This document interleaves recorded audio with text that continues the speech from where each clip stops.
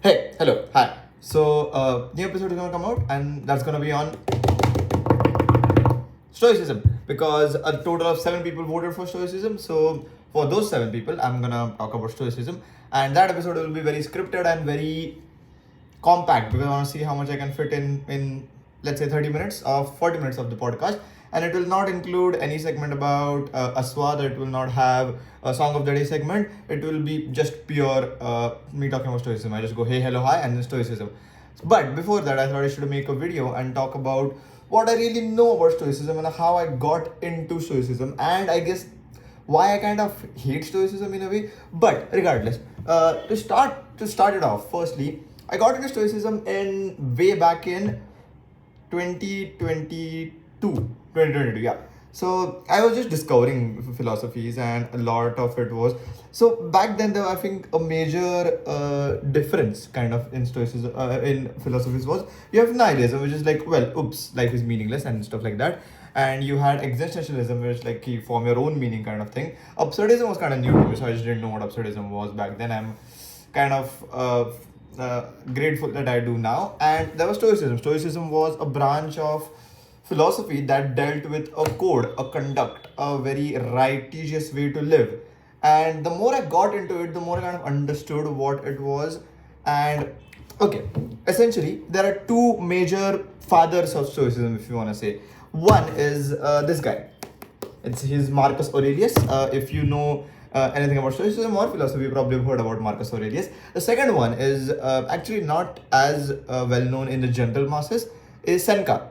And very funny thing about Stoicism was that the two people that really put out Stoicism were Marcus Aurelius, which was a Roman emperor. Some might say the last good Roman emperor, or just like one of the best Roman emperors.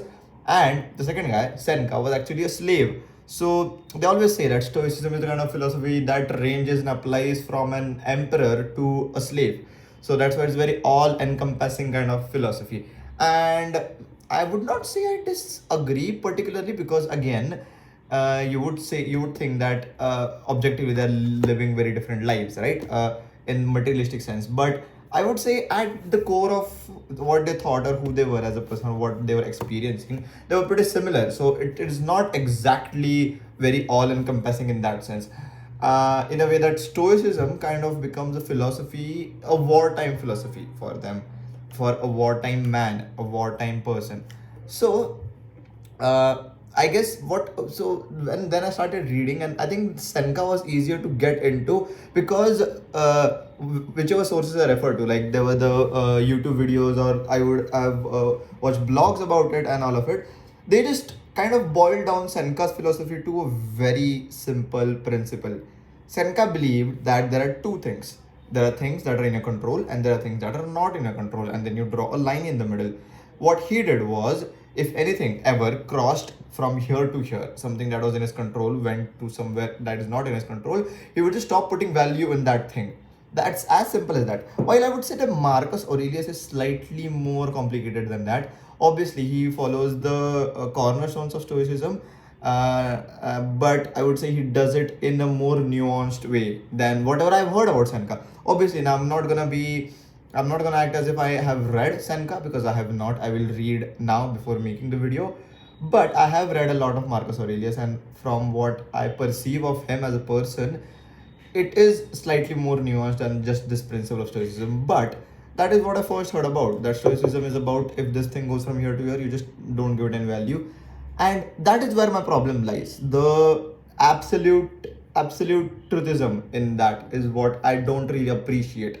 For example, Seneca was like, "Ki, these are my hands, but if you put shackles on them, I will just stop putting value in them."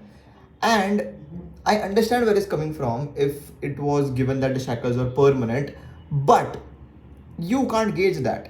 And if you stop putting value in your hands because they are shackled, then you will never come to a point where you find a way to get out of the shackles or work around it or use your hand despite of the shackles. I say, if I even talk about this in one of my episodes where I say that if we humans completely acted on those principles, we would have been like, oh shit, we can't fly, so we should not put any value in the act of flying.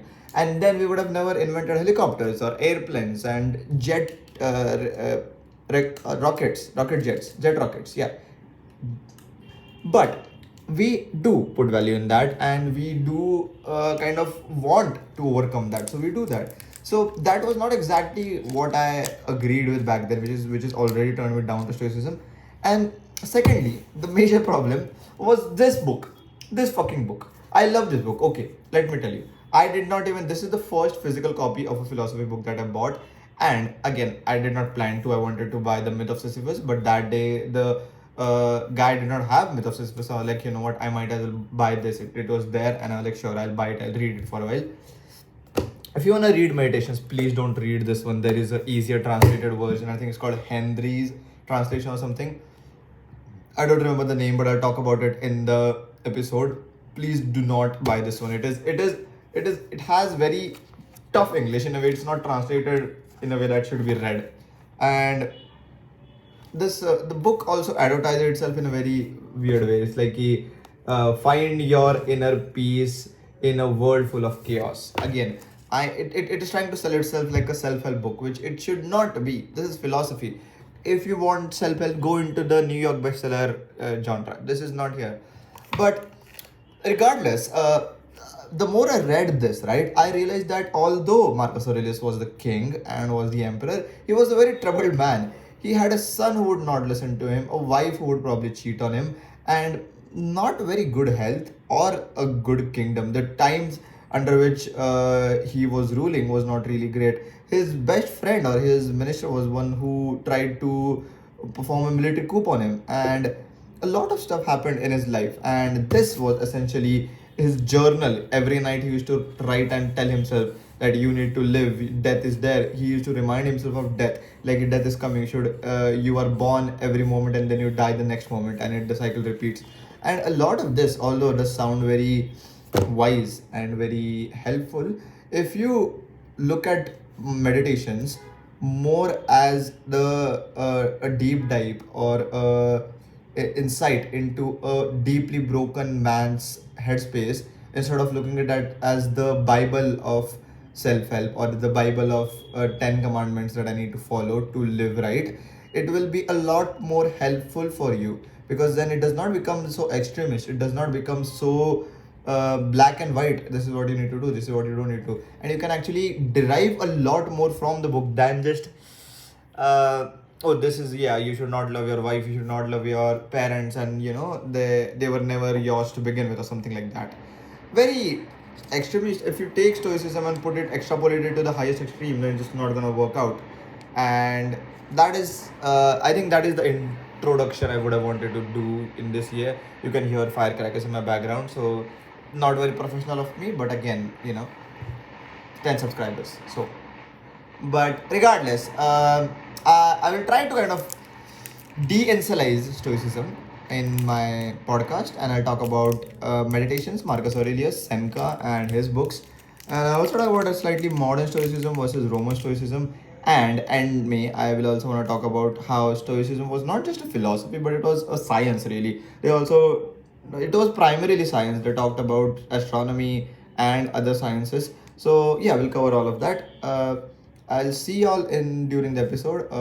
Yeah, my new episode about perceptions is out on Spotify, the Strawman Show. If you want to see, you can see. That was about it. Peace.